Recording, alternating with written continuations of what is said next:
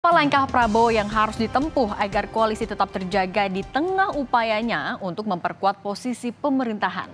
Kami akan berbincang bersama analis komunikasi politik Universitas Al-Azhar Ujang Komarudin. Kang Ujang, selamat sore.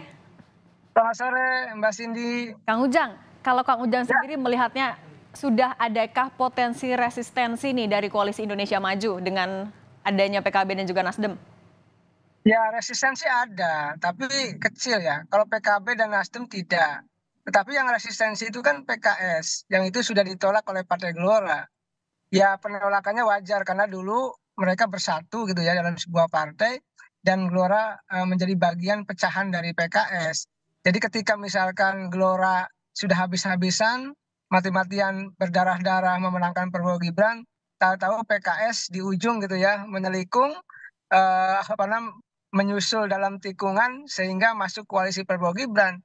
Nah, ketika PKS misalkan jadi masuk ke pemerintahan Prabowo Gibran, maka ya yang terancam adalah Partai Gelora karena PKS punya apa namanya kekuatan di parlemen, sedangkan Gelora tidak lolos ke parlemen. Itu menjadi sebuah kalkulasi politik, ada resistensi yang kecil dalam konteks masuknya PKS oleh Partai Gelora. Tetapi kalau bicara Nasdem, bicara PKB, ya kelihatannya ya diterima saja oleh Koalisi Indonesia Maju termasuk oleh Pak Prabowo. Sehingga hingga saat ini tidak ada dari kalangan Koalisi Indonesia Maju yang menolak kehadiran atau kedatangan masuknya PKB dengan Nasdem ke Koalisi Indonesia Maju. Oke, Kang Ujang, tapi kan Partai Gelora nggak ada di dalam parlemen. Apakah dia sebenarnya juga punya daya tawar nih, bisa mempengaruhi partai lain di koalisi untuk juga itu, resisten sama partai lain?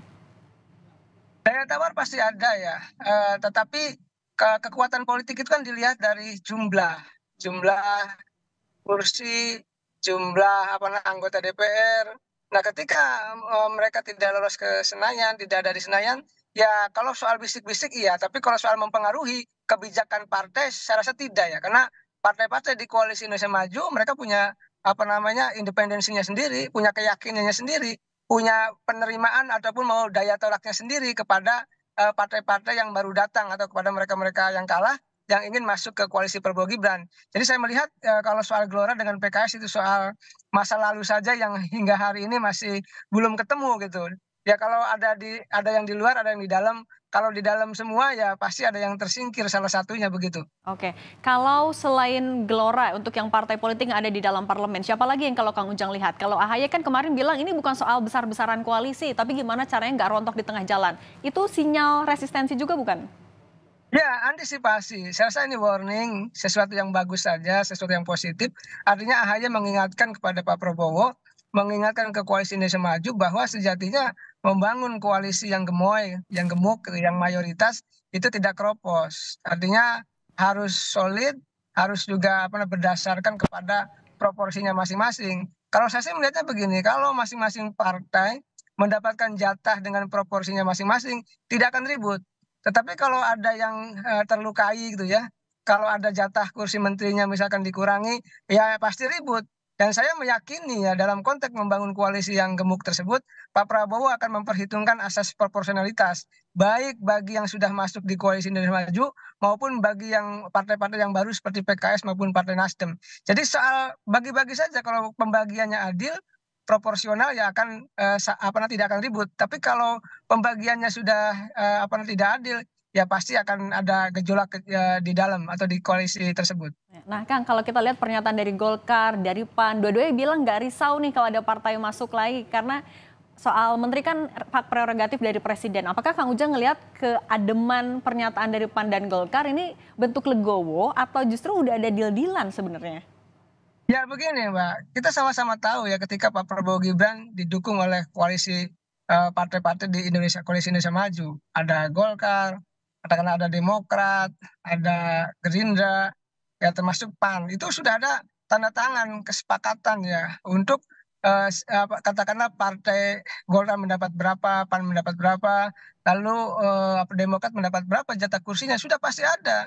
Itu sudah di atas materai tanda tangan itu antara Pak Prabowo Gibran termasuk dengan partai-partai itu. Jadi kalau misalkan ada satu partai berbicara di publik misalkan punya jatah 5 kursi ya mungkin dulu kesepakatannya seperti itu.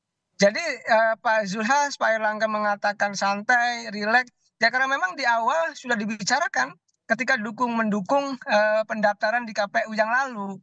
Jadi sejatinya saat ini ya soal komitmen saja, soal kesepakatan saja agar tidak dikurangi jatahnya. Saya sih meyakini tidak ya, karena kalau dikurangi pasti akan ada riak-riak. Selain apa namanya tadi hak prerogatif Pak Presiden, tetapi di saat yang sama juga tadi asas proporsionalitas, asas keadilan itu menjadi penting dalam konteks menyusun formulasi kabinet di bawah kepemimpinan Pak Prabowo Gibran. Oke, Kang Ujang tadi menegaskan berarti memang sudah mulai terlihat ya ada riak-riak resistensi meskipun masih kecil tapi ada.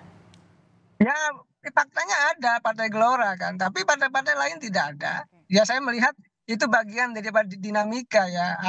Tentu begini, dalam konteks membangun konstruksi koalisi kan harus ada kenyamanan, harus ada kesepahaman.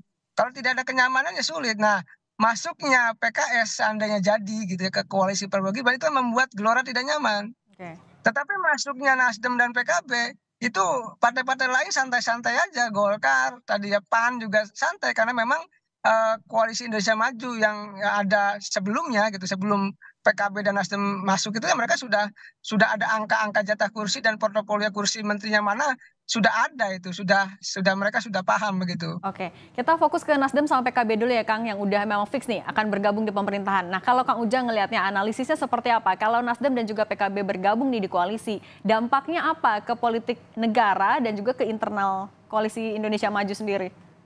Ya, sebenarnya kan sudah sesuai dengan analisa saya jauh-jauh hari, bahkan sering saya sampaikan di Kompas TV ya, bahwa nanti itu Nasdem, PKB, termasuk P3 saya katakan akan masuk pemerintahan Prabowo Gibran.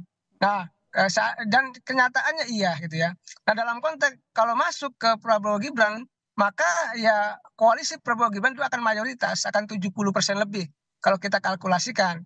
Nah, maka dalam konteks itu Prabowo Gibran dalam menjalankan roda organisasinya atau roda pemerintahannya, termasuk menjalankan kebijakan-kebijakannya, termasuk juga merealisasikan janji-janji kampanyenya akan mulus, akan lancar jaya.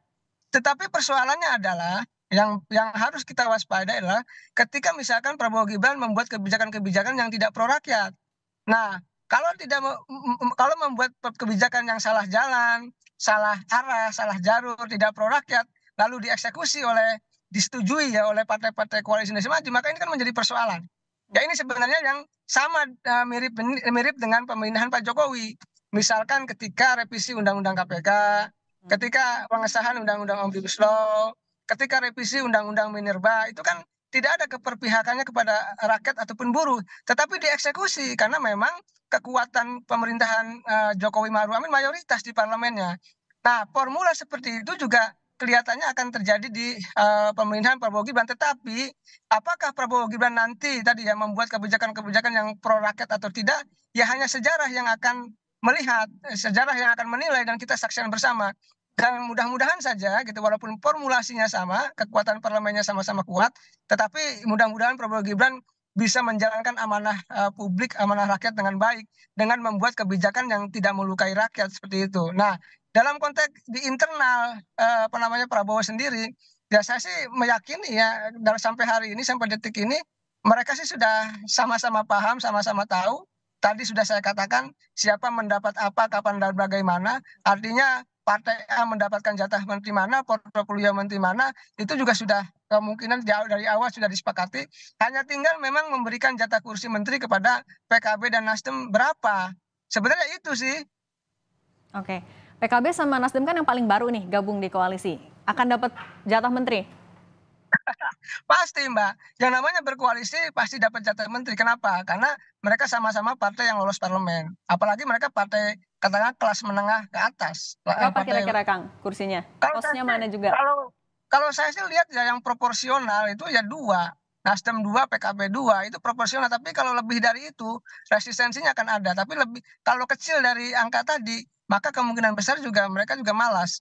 Oleh karena itu saya melihat ya kalau proporsional dua itu ya cukup lah, cukup adil kalau saya melihatnya begitu. Berdasarkan kepada pengalaman analisa saya ya dari waktu ke waktu dari 5 tahun setiap menganalisa kabinet ya asasnya asas proporsionalitas. Kalau proporsionalitasnya terjadi, lalu keadilan terjadi, baik diberikan kepada Nasdem maupun PKB, maka ya semuanya akan happy, semuanya akan senang. Tetapi kalau tidak adil, atau kurang, atau terlalu banyak, ini akan menjadi persoalan. Jadi 2 tuh menjadi angka yang menurut saya yang proporsional bagi Nasdem dan PKB. Oke, Kang Ujang terakhir, kalau untuk PKS dan PDIP, apakah kira-kira sampai akhir nanti akan istiqomah berada di luar pemerintahan jadi oposisi? Kalau PDI saya mungkin yakin, PDIP yakin karena ada kekecewaan kepada Pak Jokowi, kita tahu di situ ada Mas Gibran sebagai katakanlah wakil presiden yang akan dilantik ya. Lalu kalau PKS ini masih 50-50, ada kemungkinan berkoalisi dengan Prabowo Gibran, ada juga menjadi oposisi. Tapi saya perlu mengingatkan begitu bahwa demokrasi yang sehat adalah demokrasi yang ada kekuatan oposisi, ada kekuatan di luar pemerintah yang bisa mengawal, mengontrol, mengawasi jalannya pemerintahan agar tidak salah jalan. Ini menjadi penting.